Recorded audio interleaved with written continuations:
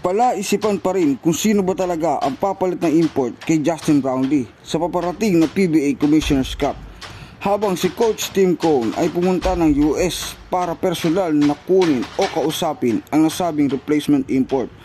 Wala pa rin kasiguraduhan kung gaano katagal ang suspension ni JB at kailangan pang depensahan nila ang kanilang corona. Kaya naman importante para kay Coach Tim ang familiarity ng player sa kanyang sistema.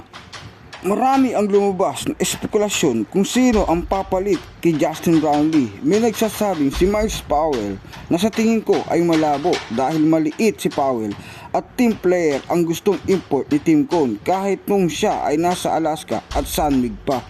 May mga nagsasabi din na maaaring si Quincy Miller na dating import ng Converge na mukha ring malabo dahil si QM ngayon ay naglalaro sa EASL sa koponan ng Token Text. Ang isa pang matunog na pangalan ay ang dating import ng SMB na si Ronaldo Bachman.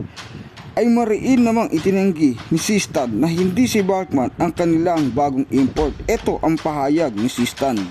And compare, Justin is Justin, but whoever the new import is, we will welcome him and then we will do our best to include him in our offense and figure out how we can win this conference. Any news on the identity of the import? Well, I know, but I don't know if you guys. You know, I don't lie to you guys. Like, I could say, like, I don't know, but I know.